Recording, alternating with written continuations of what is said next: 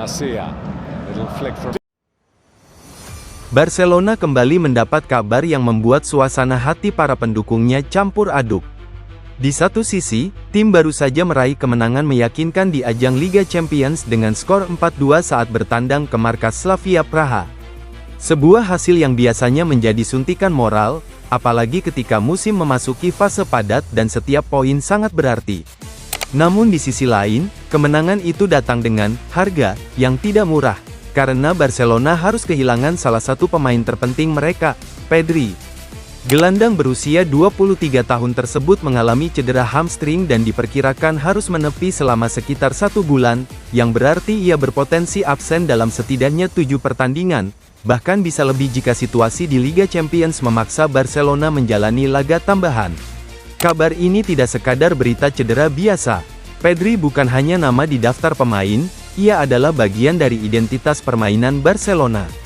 Sejak muncul sebagai pemain muda yang langsung, nyetel, dengan cara main blaugrana, Pedri selalu menjadi salah satu sosok yang membuat tempo permainan Barcelona terasa hidup dan terarah. Ia bukan tipe gelandang yang hanya mengandalkan 1 atau 2 aksi spektakuler. Justru kekuatan Pedri ada pada hal-hal yang sering luput dari sorotan, sentuhan pertama yang rapi di bawah tekanan, cara ia memutar badan untuk membuka sudut umpan, instingnya dalam mencari ruang kecil di antara garis pertahanan lawan, dan keputusan-keputusan cepat yang membuat aliran bola Barcelona mengalir seperti air. Cedera Pedri terjadi pada pertandingan yang awalnya terasa sangat ideal bagi Barcelona. Bermain di markas Slavia Praha, Barcelona tampil agresif dan efektif. Skor akhir 4-2 menunjukkan pertandingan berjalan terbuka, dengan kedua tim saling menyerang dan tempo tinggi. Pedri sendiri dimainkan sebagai starter dan menjalani peran yang biasa ia emban, menjadi penghubung antar lini, membantu sirkulasi bola, dan menjadi penenang saat permainan mulai terlalu cepat atau terlalu liar. Namun pada menit ke-61, penonton mulai menyadari ada sesuatu yang tidak beres. Pedri tampak menahan rasa tidak nyaman, lalu akhirnya harus ditarik keluar. Dalam sepak bola, ketika seorang pemain tiba-tiba terlihat memegang area paha belakang dan meminta pergantian, banyak orang langsung punya dugaan yang sama, hamstring. Kekhawatiran itu terbukti. Setelah pertandingan, Barcelona melakukan pemeriksaan medis dan mengonfirmasi bahwa Pedri mengalami cedera pada hamstring kanan. Media Spanyol melaporkan terdapat robekan kecil di area tersebut. Dari satu sisi, kata "robekan kecil" bisa terdengar agak menenangkan, karena berarti bukan cedera parah yang membuat pemain harus absen berbulan-bulan. Namun dari sisi lain, cedera hamstring, sekecil apapun robekannya, terkenal sebagai salah satu cedera yang paling rawan kambuh. Sekali pemain kembali terlalu cepat dan memaksakan sprint atau perubahan arah, hamstring bisa tarik lagi, dan jika kambuh, waktu pemulihan biasanya justru lebih lama daripada cedera pertama. Dalam pernyataan klub, Barcelona menyebutkan bahwa waktu pemulihan Pedri diperkirakan sekitar 1 bulan. Dengan estimasi tersebut, Pedri diprediksi baru bisa kembali bermain menjelang akhir Februari. Ini berarti ia hampir pasti melewatkan serangkaian laga penting yang sudah menunggu Barcelona di berbagai kompetisi. Jadwal itu dimulai dari 2 pertandingan kandang, melawan Real Oviedo di La Liga pada akhir pekan, lalu menghadapi FC Copenhagen di Liga Champions pada pertengahan pekan. Setelah itu, rangkaian laga akan terus berlanjut, dan total minimal 7 pertandingan akan dimainkan Barcelona tanpa Pedri. Jumlahnya bisa bertambah 2 laga lagi jika Barcelona gagal finish di 8 besar Liga Champions dan harus melalui fase tambahan. Dalam musim yang padat seperti ini, tambahan 2 pertandingan bisa menjadi perbedaan besar, karena bukan cuma menguras fisik, tapi juga memengaruhi rotasi dan kebugaran pemain. Pertanyaannya sekarang, seberapa besar dampak absennya Pedri bagi Barcelona? Untuk menjawab ini, kita harus memahami bahwa Pedri adalah pemain yang bukan hanya mengisi posisi, melainkan membentuk pola. Banyak pemain bisa dimainkan sebagai gelandang, tetapi tidak semua pemain mampu menjalankan fungsi Pedri. Ia berperan sebagai pengatur tempo permainan, pemain yang membuat Barcelona tetap sabar dan terorganisir. Ketika Barcelona ditekan, Pedri seringkali menjadi solusi dengan pergerakan kecil yang membuatnya tersedia sebagai opsi umpan. Ia bukan pemain yang bersembunyi, ia justru mendekat ke bola saat tekanan meningkat. Dalam situasi seperti itu, Pedri mampu menerima bola dengan kontrol pertama yang bersih, menghindari lawan dengan satu sentuhan, lalu mengirim umpan yang memecah garis pressing. Ketika Pedri absen, Barcelona biasanya menghadapi masalah yang tidak selalu terlihat langsung di papan skor, tetapi terasa dalam cara mereka bermain. Build up bisa menjadi lebih lambat atau lebih kaku. Aliran bola bisa lebih sering berhenti di area tengah tanpa progresi yang jelas. Dalam pertandingan tertentu, Barcelona mungkin masih bisa menang karena kualitas pemain depan, bola mati, atau kesalahan lawan. Namun dalam pertandingan yang membutuhkan kontrol penuh, absennya Pedri bisa membuat tim lebih mudah kehilangan ritme. Barcelona bisa dipaksa bermain terlalu cepat, terburu-buru, atau justru terlalu lambat, dan pada akhirnya kesulitan menciptakan peluang bersih. Cedera hamstring yang dialami Pedri juga mengingatkan kita pada betapa beratnya tuntutan sepak bola modern.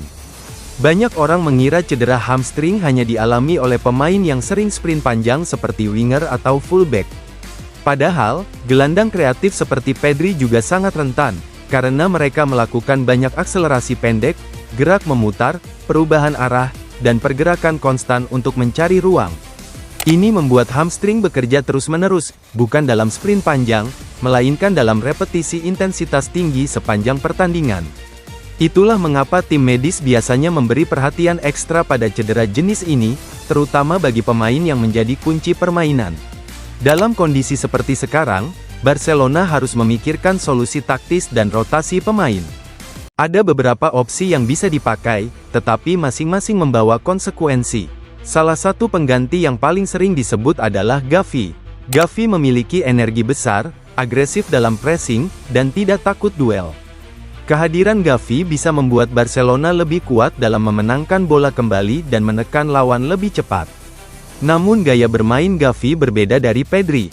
Jika Pedri dikenal dengan ketenangan dan kontrol ritme, Gavi lebih seperti pemain yang ngegas dan bermain dengan intensitas tinggi. Ini bisa menjadi keuntungan saat Barcelona ingin bermain lebih agresif, tetapi juga bisa menjadi risiko jika tim membutuhkan kontrol penuh untuk membongkar pertahanan rapat. Opsi lain yang cukup logis adalah Frenkie de Jong. De Jong memiliki kemampuan membawa bola ke depan dengan dribble dan umpan progresif. Ia sangat berguna untuk membantu Barcelona keluar dari tekanan lawan. Dengan De Jong, Barcelona bisa lebih mudah melewati pressing awal. Namun De Jong seringkali bermain lebih dalam, lebih dekat ke lini belakang, dan tidak selalu mengisi ruang kreatif yang biasanya ditempati Pedri di area antara gelandang dan penyerang. Artinya, De Jong bisa membantu fase build up, tetapi Barcelona tetap membutuhkan kreativitas di zona yang lebih tinggi untuk menciptakan peluang. Ada juga Fermin, yang sering menawarkan ancaman berbeda. Fermin adalah tipe gelandang yang lebih ofensif, lebih direct, dan punya naluri untuk masuk kotak penalti. Ini bisa menjadi solusi ketika Barcelona menghadapi tim yang bertahan rapat, karena Fermin bisa menambah jumlah pemain yang menyerang di area berbahaya. Ia juga lebih berani menembak dari luar kotak. Namun Fermin, lagi-lagi, tidak sama dengan Pedri dalam hal kontrol tempo dan kemampuan mengendalikan permainan di bawah tekanan. Selain tiga nama itu, Barcelona juga bisa membuka peluang bagi pemain muda atau opsi rotasi dari La Masia. Dalam situasi jadwal yang padat, rotasi bukan lagi pilihan, melainkan kebutuhan. Jika Barcelona memaksakan pemain inti terus bermain, risiko cedera lain justru meningkat. Mengandalkan pemain muda memang membawa risiko, tetapi bisa juga menjadi momen lahirnya kejutan. Banyak pemain besar lahir dari kesempatan seperti ini, ketika tim butuh solusi dan pemain muda menjawab dengan performa luar biasa.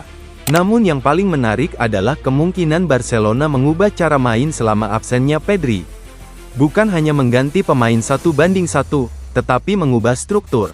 Misalnya, Barcelona bisa memilih bermain lebih pragmatis, mengurangi risiko kehilangan bola di tengah, dan mengandalkan serangan lebih cepat lewat sisi sayap. Atau sebaliknya, Barcelona mencoba tetap memegang bola, namun dengan gaya yang lebih kolektif, tanpa satu pengatur utama seperti Pedri. Ini berarti tanggung jawab distribusi bola harus dibagi, bek tengah harus lebih berani membawa bola, fullback harus lebih kreatif dalam overlap, dan gelandang lain harus lebih aktif mencari ruang. Lalu ada faktor lain yang sering terlupakan, aspek mental tim. Kehilangan pemain kunci bisa memengaruhi rasa percaya diri, terutama dalam laga-laga besar. Pedri adalah salah satu pemain yang membuat rekan-rekannya merasa nyaman karena ia selalu tersedia sebagai opsi umpan. Ketika pemain seperti Pedri tidak ada, beberapa pemain cenderung lebih sering memilih umpan aman atau bahkan ragu dalam mengambil keputusan. Keraguan kecil seperti itu bisa berdampak besar, terutama melawan tim-tim kuat di Liga Champions yang mampu menghukum kesalahan sekecil apapun. Jika kita melihat periode sampai akhir Februari sebagai ujian, maka ujian ini akan mengukur kedalaman skuad Barcelona. Apakah mereka punya cukup opsi untuk tetap kompetitif tanpa Pedri? Apakah pelatih mampu menyesuaikan taktik agar tim tetap stabil? Dan apakah pemain lain bisa naik level untuk menutupi hilangnya peran Pedri? Dalam sepak bola, momen seperti ini sering menjadi titik balik. Tim yang berhasil bertahan tanpa pemain bintang biasanya keluar lebih kuat, sedangkan tim yang gagal justru terjebak dalam spiral performa menurun.